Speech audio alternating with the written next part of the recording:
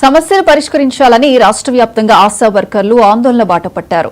ఈ నెల 15న నిర్మల్ జిల్లా కేంద్రంలో ప్రారంభమైన ఆశా వర్కర్ల బస్సు యాత్ర ఈ రోజు పెద్దపల్లి జిల్లా గోదావరి కని పట్టణానికి చేరుకుంది. ఈ సందర్భంగా ఆశా వర్కర్లు అంబేద్కర్ విగ్రహానికి పూలమాలలు వేసి నివాళులర్పించారు. అనంతరం కార్పొరేషన్ కార్యాలయం సమీపంలోని రహదారిపై నిరసన ప్రదర్శన చేపట్టారు. ఈ సందర్భంగా రాష్ట్ర ఆశా వర్కర్ల అధ్యక్షురాలు జయలక్ష్మి మాట్లాడుతూ ఈ నెల 31 నాటికి హైదరాబాద్ చేరుకుంటామన్నారు.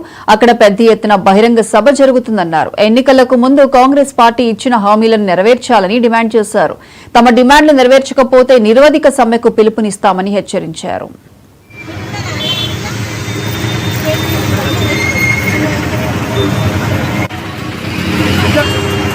ఈ నెల 31వ తేదీన హైదరాబాద్ ఇందిరా పార్క్ వద్ద ఈ సభ ముగిస్తుంది. ఈ జాతర సందర్భంగా ఈ రాష్ట్రంలో అధికారంలో ఉన్న కాంగ్రెస్ ప్రభుత్వాన్ని మేము ప్రధానంగా అడుగుతున్నది ఏంటంటే, ఆశా వర్కర్లకి ఫిక్స్డ్ వేతనం 18,000 నిర్ణయించాలి. ఇప్పుడు జరుగుతున్న అసెంబ్లీ సమావేశాల్లో ప్రకటించాలని మేము ప్రధానంగా డిమాండ్ చేస్తున్నాం. వెంటనే విడుదల చేయాలని మేము ప్రధానంగా డిమాండ్ చేస్తున్నాం.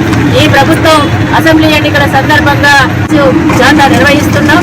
ఈ బస్సు జాతర లోపు రాష్ట్ర ప్రభుత్వం మాకు ఫిక్స్డ్ వేతనం నిర్ణయం చేయకపోతే, ప్రకటించకపోతే మేము బస్సు జాతర అనంతరం కూడా పనులన్నీ బంద్ చేసి రాష్ట్ర వ్యాప్త నిరవధిక సమ్మె కూడా